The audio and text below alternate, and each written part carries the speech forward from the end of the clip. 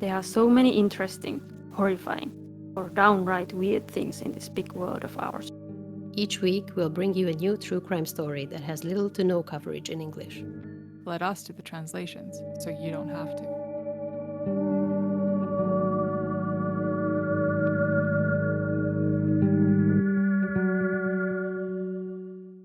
Hello, or fuck. Hello, We're or gonna we fuck. do this. Everyone's agree. I'm Laura. I'm Petra. And I'm Viktória. Welcome back to the podcast Translation Murder. Should we address that we had a break? I guess we can, yeah. We are back. Yes, we are. We were on a hiatus, and we didn't tell you that we would be on a hiatus. We were because, planning to well, tell you, but then we didn't. Sorry. Yeah. But now we're back, better than ever, hopefully. Hopefully. Yeah. Okay. Yeah. Instagram posts are still coming eventually. Yeah. Anyway, I have a new story for you today. And I think last time I said that I will cover a cold case, like a pretty significant cold case from Hungary. I changed my mind, so I'm not going to do that today.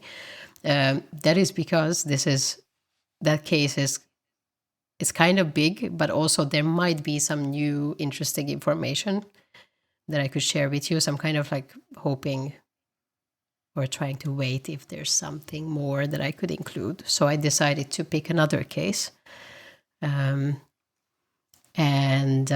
This is about another female criminal, which is, I realized after I picked this one that I'm picking so many female. Yeah, it seems like there's quite many Hungarian female criminals, like a disproportionate amount or something. But that's or you're just picking most them. likely not true. I think I'm just picking them. Somehow they're, I don't know. Also the last case, this Broker Morcsi case. And I think I had a few more Flying Gizzy. Yeah, There were and quite then there was many. that one woman who killed lots of other girls. I forget yes. her name.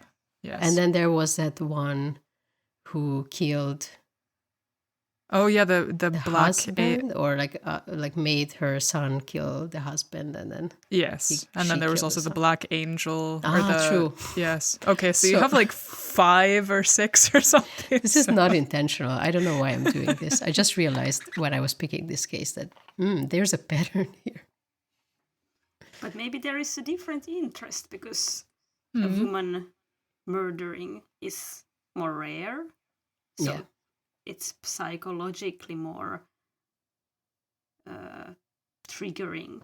Like, Yeah. men are violent and aggressive and whatever. We are used to this shit. But Yeah. women, Yeah. why do they kill? Women are just Yeah. more interesting. I don't know. Yeah. Yeah, in That's- general, I would say yes. Yes. Yeah. You can quote us on that. Yeah. And then all the male listeners stop listening. Well, I don't know. Do we have? Well, we do have male listeners. Okay. Yes. Yes. Yeah. Sorry. But yeah. So another female criminal. Her name is Teréz Gyönyör from Slovakia. So this is like, you could maybe count it as not a purely Hungarian case. There are some recent developments in this case, so that's how I actually discovered it. And it has some resemblance to one of Petra's earlier cases, the Zorro murder, Okay. and also to my, I don't know, was that my last case, the Broker Morcsi case? Yeah, I was thinking that you probably want to know something about her name, like what it means. You usually want to know that. So I will tell Yes. you. That is the Hungarian form of Teresa. That's not very interesting, but Gyönyör, which is actually a very hard word because it has 2 of these difficult phonemes, the Gy and Ny. So Gyönyör, that means something like delight or bliss or ecstasy, pleasure. That's what it means. Which Is she a sex worker by any chance? No, Because that sounds cool. that's just her like actual name. Okay. Is this a common last name, would you say? I have never heard this last name Okay. as a last name before. Okay. Interesting. So this is a noun, but the word gyönyörű as an adjective that means beautiful. So that's very common. But Gyönyör is a bit more, I don't know, loaded, I think. Yeah, cool. Like pretty strong word. Okay, so Teréz, who is now 72 years old, like currently, I think she's about 72, maybe close to 73, is from the Slovakian town of Ipolyság. Ipolyság is the Hungarian name of this town. The Slovakian name is Shahi. Hopefully I'm pronouncing that right. This town is by the Slovakian-Hungarian border, so as you can guess, it used to belong to the territory of Hungary before 1920. And currently its population is a little bit over 7,000. It's a small town, and about 60% of the population is Hungarian, and that's actually quite normal in these border towns. Originally, Teréz was a teacher, I think primary school teacher, like earlier in her career, and then later on she moved to finance. Before she retired in 2010, she held a very reputable position as the manager of the local OTP bank branch. So she was like kind of a respected person in the community with a serious job. But despite her professional standing, we later find out that she still accumulated a significant amount of debt, reportedly owing at least 150,000 euros to various creditors. Three of these people who lent her money, that are very central characters in this story, were actually her very close acquaintances, or few of them even close friends. And she owed tens of thousands of euros to each of them. But even though she it seems like she should have a lot of money, she was like, seemingly she didn't really lead a luxurious lifestyle. I think she had some properties. She was, I don't know, traveling and doing stuff, but she was not seemingly living in any sort of luxury. Do you have any questions at this point?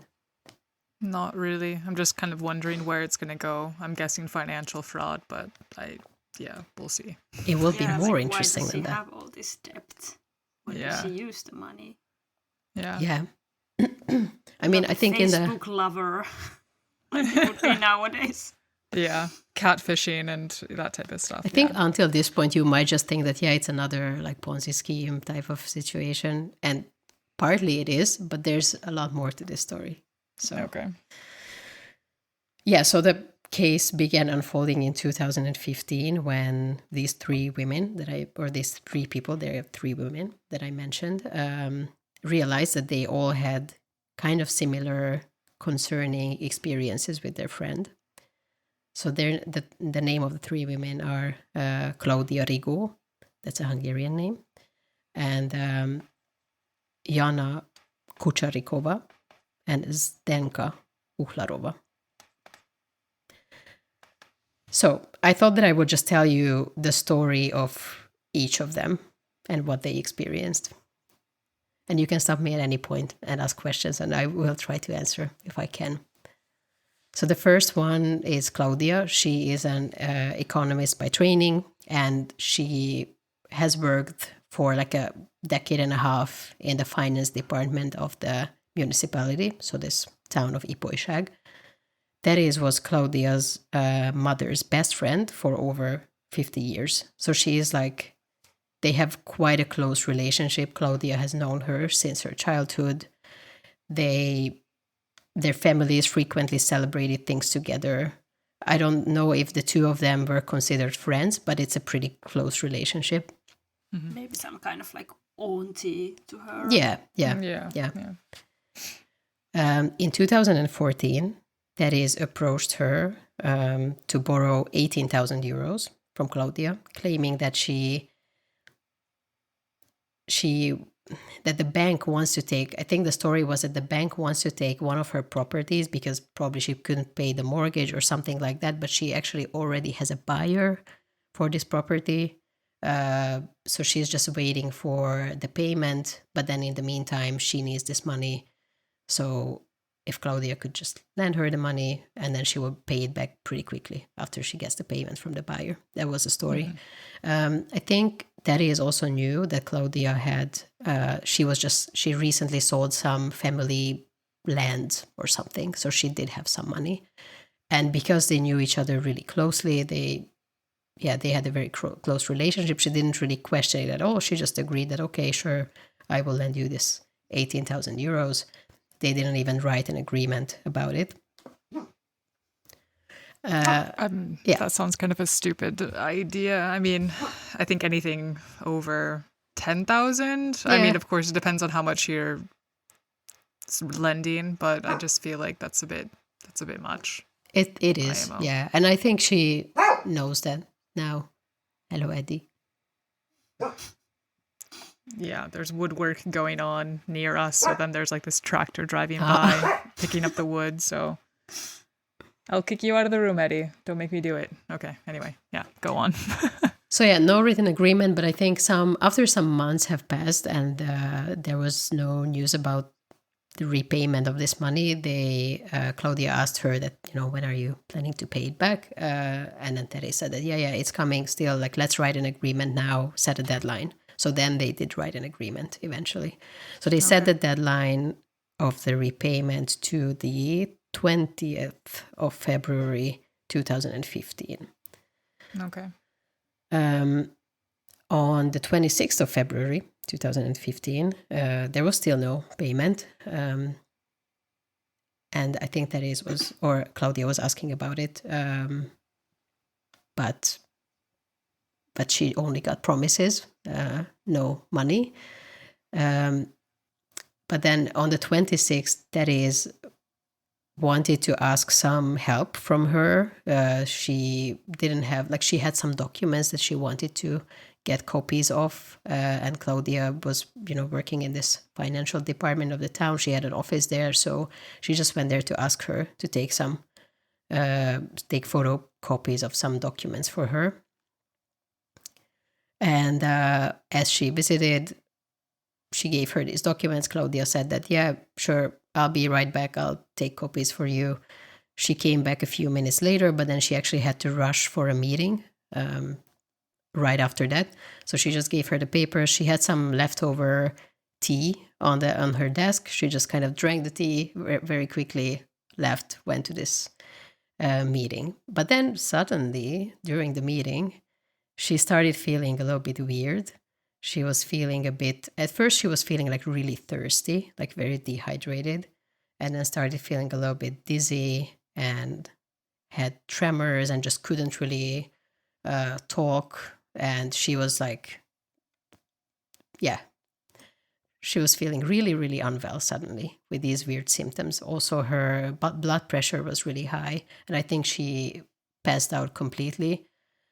So, of course, a lot of other people were there in the meeting. So luckily there was someone to call an ambulance, and she was taken to intensive care in the hospital.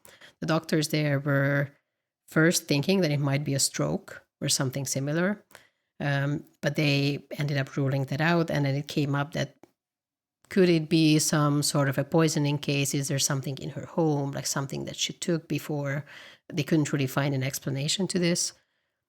And because of this, Claudia's ex-husband, who was a doctor at the hospital, also asked a psychiatrist friend to go and check on her and do an examination. Maybe it's like, I don't know, like a mental... Psychosomatic or something. Or something like that, yeah. So the psychiatrist went there, examined her, and then he said, no, she seems completely fine. So she spent a few days in the hospital, but then eventually recovered, and she went home. With no explanation. I'm just a bit confused. Like, if there was any toxins in her body, wouldn't you see those in the blood tests? Or maybe I just don't. Like, maybe if you don't test specific things, then you don't see them. Yeah, that's how it usually goes. That's the thing, As far as I understand that, you need to test, do a wide panel of toxins, and then that's when you find them. Yeah. If you know specifically what to look for, okay, there's, mercury poisoning or like what is it, deadly nightshade or some cyanide or whatever, then you need to like test for those things specifically. And it also depends on when they start testing, because if it's like maybe like, I don't know, over a day later or something like that, it might not be found anymore, depending on what the toxin is. But so far we only know that there's no explanation for this weird illness that she had. Well, we know what it is, but yeah, okay, go on. Yeah. Well, we don't know, but maybe it's the ink in the papers. She photocopied.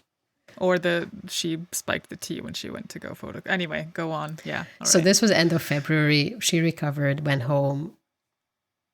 She was still asking about the money. Of course. Teréz said that, it's coming. So on April 1st, like about a month later, Teréz was saying that now really the payment is really coming, but then she needed to find some bank documents online. So she visited Claudia in her home and asked her to try and find these whatever forms, something for her online. No, so she don't drink the tea. Don't drink the tea. Don't drink it. No. She went over to her place, and then she also brought some gifts. She brought this fancy, interesting honey from New Zealand, apparently. Fuck. And then she insisted that Claudia tastes this honey because this is very special. So that was a gift. And then Claudia went to look for these documents online that she was asking for. And in the meantime, they made tea. Of course. And then she couldn't find these documents, but then it seemed like Teréz is not even really interested in them anymore. So they just sat down, they were chatting. She started drinking her tea. She took a few sips, but then at the same time, her husband was calling her because I think they had to go somewhere to pick up their kids or something. So he said that like, I'm waiting here in front of the house, just come.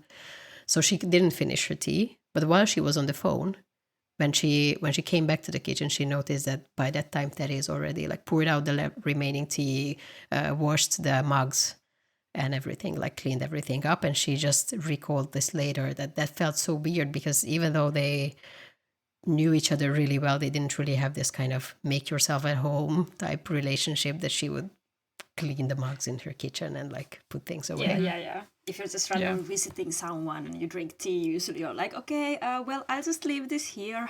Bye-bye. Yeah, Stop touching someone's sink stuff. Yeah. So she went to meet her husband. They got into the car, and then suddenly, a little bit later, but quite soon after this, she again started becoming very thirsty, like extremely thirsty. So they had to stop to get some water, but then it became even worse, similar symptoms like last time, and she ended up collapsing in the car. So they immediately rushed her to the emergency, to the hospital again, and her blood pressure was very, very high. It was the doctors were like really struggling to try and stabilize her blood pressure, and she was also hallucinating before she passed out. She only woke up the next day on April 2nd in intensive care and couldn't really remember what happened or what she was doing, but then other people were saying that she was completely out of it before that. So as she was in the hospital, there was also another woman who was brought in with really similar symptoms. This other woman was brought into the hospital on the 2nd of April, so the next day. She's a notary from the same town. And they didn't really know each other, but then they were just kind of discussing that, oh, it's so weird, like we have these really similar symptoms. Did you also drink tea, by the way? Did someone visit you? And then why Claudia started becoming suspicious about the situation was that because Teréz was actually calling this other woman on the phone a couple of times to check on her, like how she's doing. And she was like, and then she started kind of putting this together that she comes up there and then this is the second time and she was there in both cases. But then, I mean, like just think about it, like you know a person for like your entire life. It's your mom's best friend. It's not really the first thing that you think about. But she didn't have any proof. So I think she told this suspicion to her husband, but then kind of just kept it to herself for a while at least. She left the hospital on the 10th of April. And now we move on to the second person. Do you But have that's any quite a questions? long hospital stay. It was like a long 9 one. days. 10 days, yeah. Shit. Okay. I'm just like, what would you guys do in the situation if you think that someone like that you've known your whole life, or even like one of us, if you think like, okay, so if I think Victoria's poisoning me, like, what the fuck would you do? Like, of course you wouldn't want to believe it from the get-go, but then I think I would just try to find some different explanation that Yeah. I think it would take me a really long time to actually consider that like But then one of it's- you is poisoning me. but then would it's also- like, yeah, go on, Petra. I Sorry. would also consider that it might be you, but not on purpose. Like Mm. that's maybe also in the. But then again, the first tea was not something she brought. But anyway, that I would kind of try to find an explanation that okay, this person is related, but I'm sure she's not doing it on purpose. That maybe there is something that she has accidentally bought in New Zealand. But then I was thinking like Poisonous or the money an though allergic is, to- but the money, that's when I yeah. would start to be like, okay, every single time I start asking for the money, then the shit happens. Yeah. Yeah. And it's like very close or like a little bit after the repayment deadline. Yeah. And I would feel so bad because like your life is on the line if you want to, you know, kind of gamble with it and be Yeah. like, okay, well, I can spend more time with her and try one more tea time with her. Like this could be the final one, you know, that does Yeah. you in. And how do you prove it too? Well, actually, how I would do this is like I would probably take like an eyedropper or something like that with me, and then take a sample of the tea, and then I would or take the cup. That's why she washed the cup. I'm sure took the cup with Yeah. her, like or something, but to get rid of the evidence. So that would be a bit more difficult. But yeah, like when she's not looking, I would take an eyedropper or something, or put it in my mouth and then, oh, I need to go to the bathroom or something like that and spit it out Yeah. and see if there's some trace amount, you know? Yeah. Like I mean, test it. it makes sense. I think maybe most people would want to be like, okay, I almost died twice, so Yes. I don't want to risk it again. Yeah. Yeah. Wow. Fuck. That's hard. That's, yeah. Yeah. Well, there are two other women to talk Oh, about. joy. So Okay. I'm gonna continue. So the next one was Jana. She is the notary, who now we know that What is notary? it's what is it in Finnish? It's very similar. Notari. Notari, yes. I Okay, didn't so remember some which legal one was that. stuff. Yeah, Yeah. Yeah. Someone who basically signs off or is like an official, like witness or something Yeah. of Yeah, documents. stamps yeah. papers. yeah. Yeah. So Sorry for kind all of the another, notars. Yeah. it's Sure, your another work kind is of like important. well respected position, like Yeah. very official. Yeah. So she's 63 years old, or I don't know if she's 63 years old right now, or she was a few years ago when the interviews that I was reading were taken, probably. Anyway, she's in her 60s. She lives and works in Ipolyság, so the same town. And she, when this story happened, at that time, she had been a notary for like 2 decades.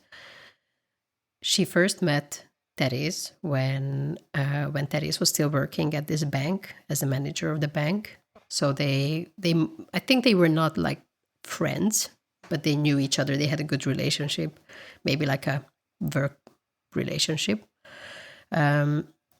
And there's a loan involved here as well. You already know that. So the story here was that Teréz asked Jana to lend her money, and I think this was more for business purposes because she promised to give her a 3% interest rate. So now this one is a little bit more similar to the broker Morci story that I had last time. That she said that she will pay her interest, or I don't know if she said that she needs to borrow the money for some personal reason, but she will pay interest, or was this more like a business situation? And they did have a formal contract from the beginning. Jana was trying to ask her to pay the money back, but then somehow Teréz always convinced her that no, just leave it with me and actually give me more money and then you will get more interest. So this continued for a while until she, like, the debt grew to 56,000 euros. Fuck. Yeah. Why did she keep giving the money? I don't I understand. think she Yeah. got the interest back, But not the investment. Okay. Like, So she's probably using the other person's money to pay back the interest, or possibly. Okay. Yeah, that's what it Okay. sounds like in this case, at least. Okay. So I think they met quite often, and every time they met, Jana was insisting on getting her investment back. And then Teréz just like always came up with an excuse or kept delaying this. And at one point, at one of their meetings, they were having coffee in Jana's office, so the notary's office. And I think now I don't have it in my notes what happened exactly, but I think she also left the room for some reason to do something. And she came back, drank her coffee, and it was kind of the same as in Claudia's case, that she started experiencing dizziness, and also her speech was really just like nonsensical, and she was feeling really unwell. She was also very thirsty again. And then another symptom that she experienced was urinary retention. So basically she had to pee but couldn't, no matter what she tried. Even though because she was describing it as like kind of almost feeling drunk at first, but she didn't drink any alcohol or anything like that. So what happened after that, after she was feeling really unwell, she actually called her doctor friend, who was a psychiatrist, was practicing right next door to the notary's office. So they had their offices next to each other. And he went over to just kind of check her out and see what it could be. I think at that point she was still feeling like she was conscious and everything. And the doctor took her blood pressure and saw that it's like extremely high. So he called the hospital and she was taken to the hospital. They suspected that she might have had a stroke, so just like in the other case, but then they ruled it out and could not really find an explanation of what happened there. She spent about a week in the hospital, then ended up recovering, and she went home after that. Shortly after this, so this first one was 16th of February. Shortly after this, we know that they had another meeting on the 2nd of April. was coffee involved? And yes, coffee or tea was involved. I think it was coffee in this case. So they had another meeting related to the repayment of the money. And the same thing happened. I think Jana had to leave quite quickly because she had some plans for the evening. So they just had the coffee. It was a short meeting, started driving home. Then when she got home, she was again like feeling a little bit unwell. So she was just like, oh, I might be getting a flu or something. I'll just take a nap. So she got to bed, but she was like, again, started feeling extremely unwell, thirsty. Like, I don't know if she was hallucinating, but similar symptoms as in the other case. So she called her husband, and he went home and found her. And then by that time, she was completely like, I don't think she was unconscious, but just like very, like out of it completely. I'm a bit confused. Like, she already had to experience how bad this went, and she had to go to hospital. And now, when it's happening again, I would just call ambulance straight away. Yeah. I don't know what is the progression of the symptoms. So I think in interview, she just said that she got home, she was like, I'm feeling a little bit weird. And also the last time when she had these symptoms, they did not have an explanation in the hospital. So it was like, well, you have some mystery illness or something. Well, anyway, she did get to the hospital again eventually. And we know this because that's where she met Claudia, who was already there. She got there one day before.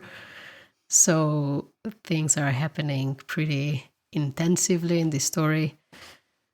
And she spent some time in the hospital and then eventually recovered, luckily, and was let out.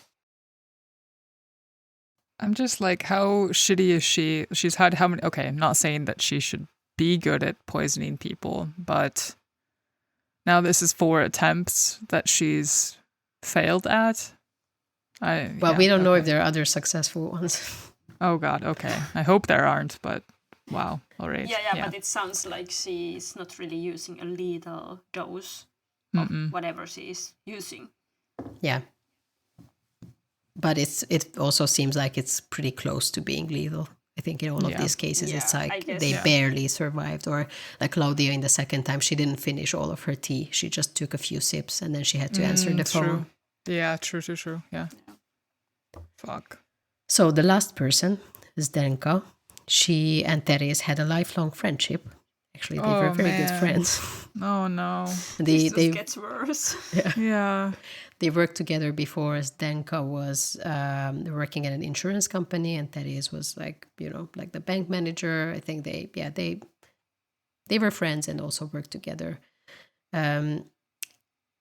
Sometime before 2014, Zdenka loaned Teréz 5,000 euros for some sort of a business venture.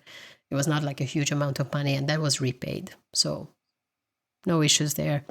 And then in June of 2014, Teréz approached her for a bigger loan. She wanted to borrow 44,600 euros. And she was saying that is because... Specific. Yeah, it is. I was thinking that too. That is because she wanted to help a woman who, like someone that they both knew, who was sick. I think she had cancer.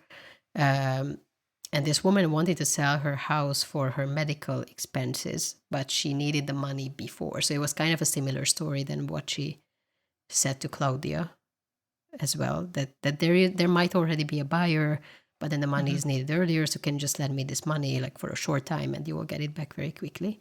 Yeah. She even took Zdenka to this house to show it to her, and she was like, are you interested in buying it maybe? So like she wanted to be very, very convincing about the story. She didn't want to buy it. She decided to give her the money. They had a formal contract. They signed it, and they set the repayment due date to be the end of March, 31st of March, 2015. So this was June of 2014. Sometime in early 2015, I don't know if Zdenka was asking about the money already or not, but because they were friends, they met quite often. I think Zdenka actually lived in another town, but her parents lived in Ipolyság, so she anyway went there quite often. So she went over to Teréz's apartment, and they had coffee, and they had some homemade pastry that Teréz baked. And then somehow she started experiencing weird symptoms quite soon after this. Had she also been asking for the money? I don't know if she was asking for the money already at that point. I forgot to write it down, but I just suspect that because the repayment deadline was the end of March,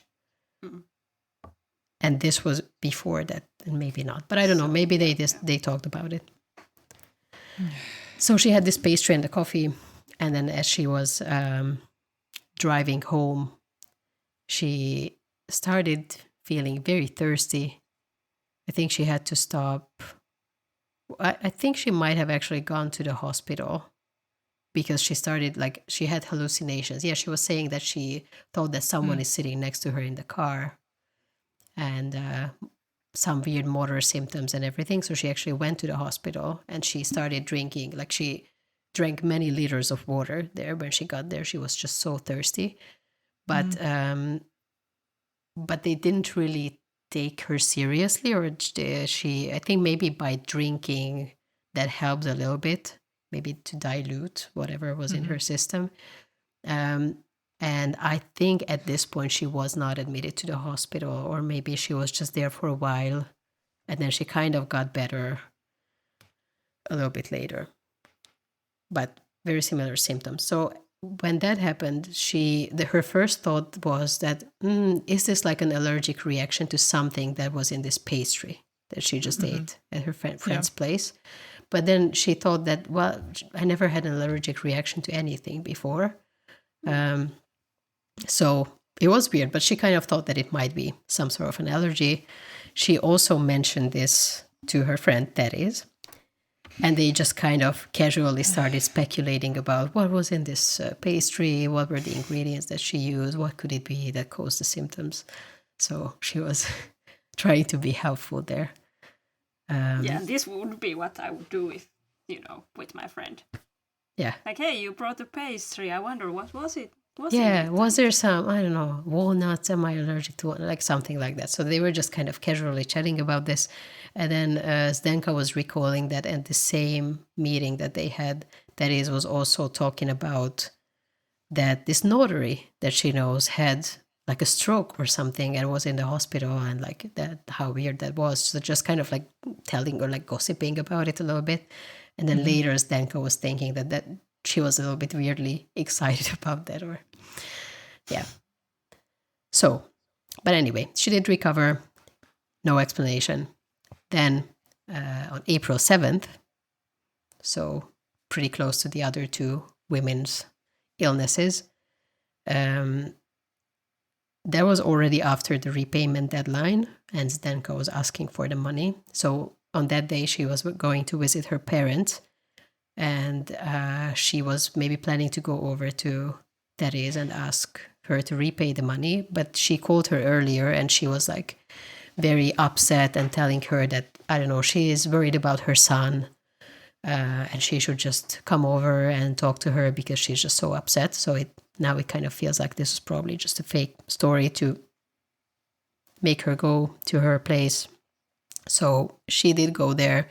They had coffee, obviously.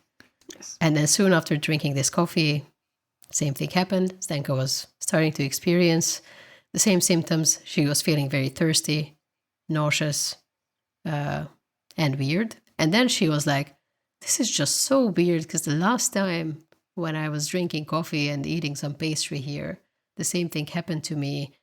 And then she got suspicious at that point that it might actually be a poisoning case. So I think she connected the dots pretty quickly there. Unlike the others. But that says something, because I mean, she's lifelong friends, right? Or was it? This is the lifelong friend. Yes. So, wow. Okay. Maybe that's why she connected the dots. Because maybe she had some previous symptoms or something. Like, I mean, just like previous instances where she was a bit psychotic or something towards her, or I don't know. Like, yeah, I'm not sure, but I think it was just so close to drinking that coffee or eating that pastry. So she made herself vomit in the bathroom. She tried to kind of clear this out of her system, and she was also just drinking water. And while this was happening, Teréz's husband got home. So she asked him to drive her home to her parents' place. And she went home, but her parents were not there yet. So she, like, basically no one noticed for a while that she was just being like completely sick at home. Fuck. A little bit later, I think her brother got there and found her and called the hospital. So she was found in this like completely delirious state and like really unwell. And so she got hospitalized, and then she did recover. But this brother was telling about what happened to her sister to his psychiatrist friend. You might suspect by now that the psychiatrist that came up in all three of these cases is the same person. It's a pretty small place. Small town. Yeah. His name is Artur Ivancic. And he was like, so this was 7th of April, or like early April when this happened. So by that time, he already examined the first woman with these symptoms. He was his ex-wife, right? No, so the doctor, right, was another doctor. Who called the psychiatrist. Yes. Yeah. So he already examined that woman, and also his friend, this Jana, who's the notary, and they have their offices next to each other. He went over to examine her when she was feeling unwell. And then now he hears about this story, about this third woman. And he was like, what is going on? Like, what is this mystery illness that no one can diagnose? That's very similar. And these women don't even really know each other. Yeah, and I would think that, like, as a hospital, if you're going there and let's say that all three of them had died in the end, then I would be like, okay, there's some type of mass infection or mass, like, poisoning thing. There has to be some type of, like, core area where they're getting this poison from. So then that would just lead to an investigation. So this is very sloppy, in my opinion. It is, but also this is like a really small town. I don't think anything like this happened there before. So yeah, they were not really well equipped to, I don't know. Well, yeah. But then someone did start suspecting it. So when they were on the phone, so he called Zdenka and then started saying that it's so weird, you're the third person. And then Zdenka immediately interrupted him and said that, you know what happened? Teréz actually poisoned me. I'm pretty sure that she poisoned me. So by that time, she was like very, very suspicious about it. And then the psychiatrist was like, well, actually, you might be right, because when I went over to Jana to examine her, Teréz was there. Like they were having coffee before that.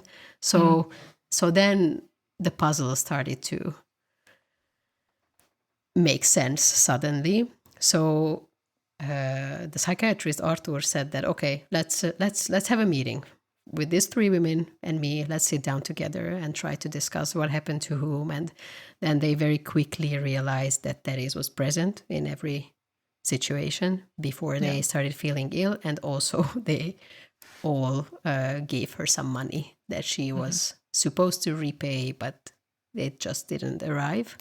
Yeah, and it was just she kept delaying it. So yeah, they kind of put it together. Then I think the psychiatrist also talked to other doctors and was trying to think what this poison could be, and they suspected atropine poisoning.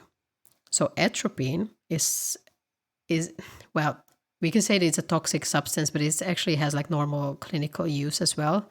I think it is used as an anti-poison agent. Is that the correct term for some other poisons? But it is also used when someone's like heart rate slows down, because it does speed up heart rate, and like so it is used in those cases. I think it's also used in eye drops. So it's like it is used for medical purposes. Yeah. But in larger doses, it can be poisonous. And another interesting thing is that atropine is found in very common plants that were just growing like there as well in this area. One of these is Jimson weed. Yeah. Which sounds so much cooler than the Hungarian name, which is Csattanó Maszlag. I don't know. That sounds kind of cool. But what does it mean in Hungarian? Yeah, so I thought you might ask this, so I tried to translate Yay. it. And then I was telling that my, I think, very creative translation to Petty, and we were laughing about this, or maybe mostly I was laughing. I thought it was very funny. So Csattanó is like snapping, and Maszlag is kind of nonsensical speech, or like nonsense or something like that. So I translated it to snapping bullshit. See, that's a way better name then. Like, that's True. great. Yes. Yeah. But it's Jimson weed. I want to know Okay. now, what is it in Finnish? What was the English name? Jimson weed, Yeah. Jimson, and then weed. Ha! In Finnish, it's called hulluruoho. Uh-huh. Oh, okay. So So- crazy weed. Yeah. Crazy weed. Okay, yeah. This all makes sense. And the other one that that atropine is found in is deadly nightshade, Yeah, okay. which is nadraguja in Hungarian. But yeah, it sounds like these people who have named these plants have understood what they can do. Yeah. Yeah. So they were thinking about where Teréz could have gotten the poison from. So most of the information that I have here is from very detailed articles from a crime journalist whose name is Dávid Barak. He had like this like series of articles and also a book about this case. And I think his conclusion was that this is most probably, like she most probably got the atropine from these plants, like she somehow extracted them at home, or she used some, I don't know, cook them or whatever. I'm not really sure how to do that, because it's difficult to get it in another way, or maybe you can get it from like sort of a gray market or through some vets or like something like that. But then the concentration in those is not very high. So you would need to put a lot in one coffee. So maybe it's more likely that she somehow made this herself. But this is just speculation. This is all just speculation, even the poisoning. But we just kind of think that this is, I mean, just, for legal purposes, I'm saying this, but it seems pretty likely. Okay, yeah. Yeah. But I mean... Yeah, this is all conjecture on all of our parts. We are not going to be held like responsible in the court of law, whatever. All that, yes. Yeah. But there's more to the story. So after this, they decided to do what Laura said that she would do, to set a trap for Teréz. And actually, I think Jana thought about it, the notary. So she said that, okay, I will invite Teréz to my office for coffee. And then I will try to get some evidence from her. So she invited her over. She asked her assistant to make coffee. And Teréz brought some like fruit preserves or something as a gift for her. So she was like, okay, I'm just going to take these to my car and be right back. Left her for a few minutes alone with the coffee in the office. Came back in a few minutes. And then suddenly Teréz was like really like, she really wanted Jana to drink that coffee. She said like, oh, drink your coffee, it will get cold. And like put it in front of her and everything. But then she was just obvious. Like, Don't be suspicious. Don't be suspicious. Yeah. Jesus. And then she said, well, actually, you know what? I already had coffee today and my blood pressure is not great, so I'm not going to drink this. I know this coffee will... this coffee will raise my blood pressure for sure. Exactly. So she just like told her assistant to just, do you want to drink this or just, take it away? I don't need it. But the assistant was already, she knew about it. So they told her like, the plan. Yeah, no. So she knew about it. So that was the plan, that she would take the coffee, put it in a bag or something, and then they have the evidence. Yeah. But then Teréz got really upset and she was like, no, give me the coffee. I will drink it. And I don't think she actually meant to drink it though. But she just didn't want her to drink the coffee like this other person. But then anyway, they managed to still secure the sample. Good. Interestingly, Teréz was like calling there the next day or like even showed up or something to ask how this assistant is doing for some reason. Okay. Yes. So they had the sample and they sent it to a lab. So this was their own private mission. They sent it to a lab to test it for atropine. And at the same time, they went to the police to file a report against her for fraud. I think they mentioned the poisoning as well, but they didn't have the lab results yet. That took a while. That took like 2 months to get back. Oh, that's low. But again, I don't understand about these tests.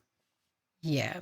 And so the lab results came back and it showed that it was indeed atropine that was found in the coffee. So they filed the complaints. It was pretty difficult for them to convince the police to take this seriously. Maybe they took it a little bit more seriously after they had the result, but it just seemed like this really impossible story. I mean, but you have the medical records too that you could bring up, like, hey, there's 3 different people at the hospital 2 different times each, right? I mean, and even I think like one time psychiatrist one of them was not admitted to the hospital. Oh yeah, but still anyway. went there and drink water. And then but then you still have like the psychiatrist who can also like, I know. Okay, I know, small town. Well, and we've heard all these stories in our podcasts about police always not being the brightest in every country, especially in the countryside villages. Exactly. Yeah. So, it also didn't help that the prosecution initially classified the case or like the investigation as a minor assault. Oh, okay. And that's how the investigation went. Like somehow, like later, actually 3 or 4 years into the investigation, they reclassified it to attempted murder. Okay, well, that's at least something. But it's years later. Yeah. And I will say that during all this time, Teréz was not in custody or she was not arrested. She probably took the money and fled. Yeah. No. Okay, I can tell you now. Spoiler alert. Well, that did not happen. She didn't go to Belize. Okay. All right. Sorry. I think another thing that slowed down the investigation was her like kind of grandma image. That she seemed like this like kind of nice old lady who could not do harm. Oh no. And apparently she was also a very persuasive speaker. She was like very convincing. And then every time the police talked to her, she was also like trying to trivialize the whole case. That like, oh, am I a serial killer then? Why am I at large? Like, I don't know, just kind of joking about it, like as if it was like completely not serious at all. Like, So how just could she? gaslighting completely. Yeah, Okay, yeah. great. Also, this crime journalist that I mentioned, David Barak, he was saying that unfortunately, it's his words, not mine, but unfortunately, it's very typical. It's a very typical issue in Slovakia, especially in this region, that there are very serious procedural mistakes in police investigations, and they often even lead to acquittals. So, because just, yeah. So this was not an easy process. Yeah. And there were a lot of delays. But in 2022, in October, the Supreme Court had a final ruling. I think that was actually postponed because of Teréz's like health-related absences or something. But Maybe she drank coffee maybe. herself. And during during her whole trial, she was denying all of the allegations consistently, and she was actually claiming that these victims were conspiring against her, and she had nothing to do with this. But anyway, eventually, the court found her guilty on multiple charges, including 10 counts of fraud and 5 counts of attempted murder involving 3 victims. Okay. And they sentenced her to 25 years in a maximum security prison. Wow. There is more, but do you have any comments now? It kind of just like, okay, attempted murder, that's serious, but it still sounds a bit overkill. But 3 counts of attempted murder, I guess, is quite a lot. I mean, jail, sure. 5 counts on 3 victims. 5. Yeah. Oh, yeah. But like, I'm just thinking, I didn't expect it to actually get wrapped up this kind of nicely. I'm sure you're going to throw us a curveball eventually, but It's I not just wrapped feel like, up yet. Yeah, I just feel like I was waiting for her to kill herself or something, or her to just get off scot-free because, like you said, some type of error made by the police, or maybe that's what it is. Okay. That's what I was I think it's just like crazy that from 2015 it took 7 years to get this verdict. Yeah. That is. It's not like they probably had a. That's complicated. Yeah, and it's probably not that they had like a huge caseload in the country, I would assume. But yeah, who knows? Yeah. They could have, like, Yeah. if they have very low resources on the, just like Finland, you know. Yeah. The court resources are so low that nothing progresses. True. Yeah. True. Another interesting thing that David Barak, the journalist, was highlighting, that even though Teréz was convicted for 5 attempted murders, there's this kind of strong suspicion that there might be additional victims. Oh. But this is unproven. So this is just speculation, or this is what he says based on his research. So basically some random women who knew her and had a stroke and died. Yeah, so he and says people were that... like, oh, that was probably a stroke. Yes, exactly. So he says that, like, in addition to the surviving victims, there's 8 additional people who could be potential victims. Wow. Most of them she knew quite well. They lived alone. They had no family, I think. And all of these 8 people died from some form of a stroke, or they had some kind of a stroke before they died. Okay, maybe the 25 years in maximum security prison is not an overkill after all. But this is speculation, so these are not proven. And this is very hard to prove at this point. I think it came up in her trial that they think there might be other victims, but they just cannot prove it. Yeah. And even though, like I said, even though she was eventually convicted, she did not go to jail while the trial was ongoing, so she was free. And And the same journalist says that there was at least one other person who she started seeing after the investigation already started, and this person also died in suspicious circumstances. What the hell? Nice old granny there. Yeah. Wow. Okay, Wow. now there is a twist in the story. So she went to prison in 2022. But then in January of this year, after serving approximately 2 years of her sentence, the Supreme Court decided to annul the previous verdict because of unlawful justification of the original ruling. So I think she was filing appeals of the initial verdict, and they accepted one of them. Because of this, she was actually released pending trial on the 29th of January, so 3 weeks ago. She was released from prison. And she was released because she was not held in custody before either, when she was during her previous trial. So they just let her go and said that, wait until we set up a new trial for you. The things What the hell? How is it supposed, like, usually if you get sentenced, I mean... So I tell you what she was putting in her appeal.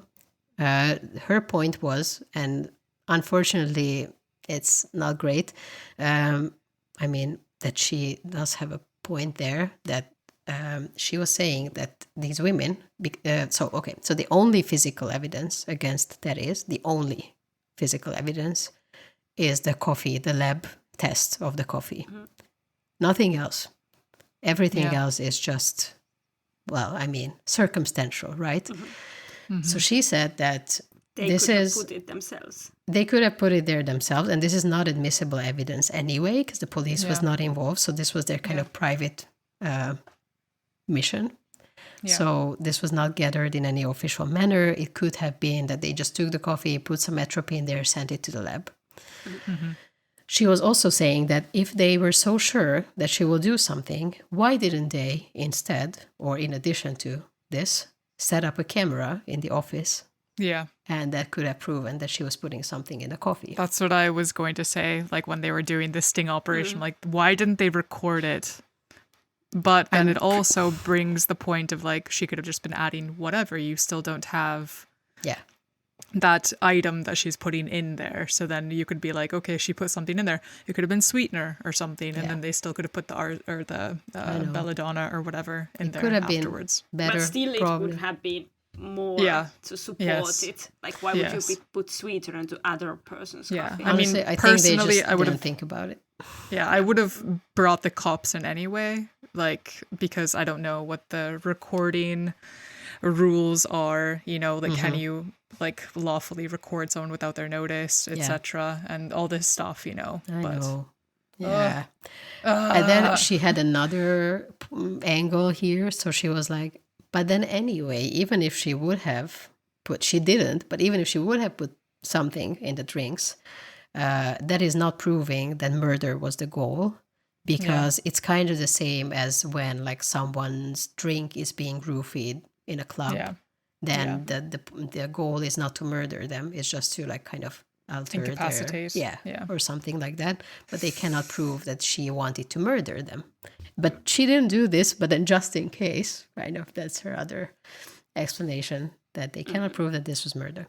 So as of February 2015, so currently, Teréz Gyönyör resides in Ipolyság, and she's waiting for the start of her retrial. Wow. Okay. That's a fucking disappointment. If a random granny starts to offer me coffee, I will not have it. Yeah. Honestly, like what the fuck? It's interesting that this journalist, David Borok, went to do some interviews with her earlier, I think during the investigation. And there she was like agreeing to do the interviews. And did she offer him coffee too? Yeah, but then, or water or something. And then he was saying that, I brought my own, thank you. So he said that was really awkward, but and it was also kind of unlikely that she would poison a journalist. Well, I don't know. I don't know. Like, Yeah, I she don't gets know. away with it. Yeah. I still like if we presumed that she indeed did the poisoning. We don't know now. Yeah. But so what is the motive here? Just that she wanted to keep the money? That she didn't want to keep them back? Or maybe she just couldn't repay the money, and it seemed like a easy way out. Also, like I'm pretty sure someone has to be a psychopath to come to Yes. this conclusion that I will just murder them. Yeah, because before that you would just like one option is to just tell them like, hey, sorry, actually I can't pay you back. But Yeah. she was doing that for a long time. I mean, Yeah, yes, but like I know what you totally mean. say just like, hey, I'm not gonna pay it back. Stop calling me. Stop bothering But me. then it's uncomfortable because they are bothering you. Less uncomfortable than killing Yeah. them. Wow. Yeah. So there is a book about this, as I mentioned. The title of the book is Teréz Gyönyör, az ipolysági méregkeverő. This could be roughly translated to Death Delight. So kind of a word play there with the name, the poison mixer of Ipolyság. I think that was published after she went to prison. Yes, I'm pretty sure it was. And now she's released, so so now it's kind of like we can only say that this allegedly happened, or she did something, but we are not sure. Yeah. I think people are kind of sure, but Yeah. we don't know. Let's see what the new trial will bring in 10 years or some insane amount of time. This is insane, though. This is a very interesting case, but I guess we'll get some update eventually. Like, I hope so. But she was just released, so I don't know. I think it will take months to even start. Years, yeah. Or even years to start a new trial. But there's a lot of media interest, or maybe not a lot, but there is some media interest. That's how I heard about the story. And then I thought that, oh, okay, kind of interesting. But then I started getting into it and I was like, what the actual fuck? This is a lot more interesting and horrible than I thought.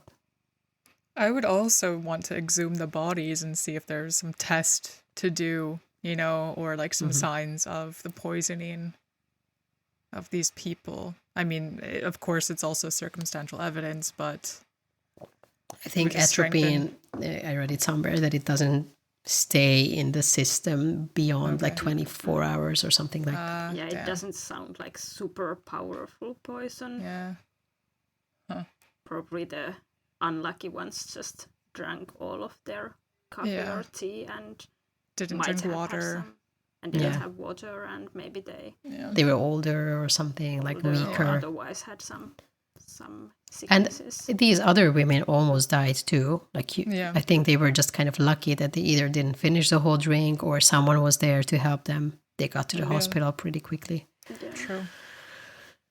But then she just went like insane in that like early April or like spring of 2015, allegedly, if this happened. Maybe she just got the idea then, like, hey, Just kept poisoning people, allegedly. Allegedly. allegedly. what Everything should in I this allegedly podcast has do been this allegedly. spring? Yeah. Yeah. Well, thanks for bringing this case, Wow. Viktória. yeah, You're welcome. This Not was a good cold case, more like Yeah. a hot case. Yeah. This Yeah. was quite a good case to bring, I think, after our hiatus. Yes. So yeah. I guess we'll be back to regular scheduled episodes after this, hopefully. We So, will try a mix of news tangents and actual episodes. yeah. Because we're getting feedback that people like news tangents, but then other people like full episodes. So we don't know what we're going to do, No. but just both of them. We'll do both of them. Yeah. Yeah. Yeah, and I will update you if I hear any news about this case. Yeah, I Okay. really don't think there's information about this in English at all. Just Slovakian and Hungarian, I'm sure. Okay. So- yeah. That's pretty cool, though. Yeah. Yeah. Great. So what happens next week? Or Yeah. in 2 weeks, sorry, next or time. whatever time it will be. Anyway, Yeah. next episode. Well, I don't know. Yeah, that was the problem. But I will present you with something. Okay. A case. We will be prepared. There will be a for that. case, or it might be that next time we'll have a news tangent. Yeah, Yeah. true. Very, very true. There's plenty to cover, I guess, in the world at this point. We missed a lot, so Yeah. we have to talk 2 months about. of. This sounds Yeah. like we've been just hiding for 2 months without reading the news. Yeah. Well, okay, we had a legitimate reason, I would say, for the hiatus, but yes, Yes. Do we want to say anything about the reason? No? I Yes. guess so. I had a child in the past 2 months, so yes, I Yay. gave birth. I think that's a Yes. very legitimate reason. Yeah, And so- also, you're a hero that I think after only such a short time, we're already back to recording. Yeah, 2 months and 7 days later Mhm. was our okay, yeah, woohoo, back at it. Yes. Let's get it. Okay, cool. So yeah, thanks for listening to the podcast. You can, of course, follow us on Instagram at Translation Murder Podcast. You can send us an email at translationmurderpodcast@gmail.com, or, send your hate or love. Doesn't matter. But one thing that you should not send us is something, Petra. And what is that? Dick pics. Yeah, we don't want dick pics. But yeah, otherwise, thanks again. Hei paralla. Bye. Bye.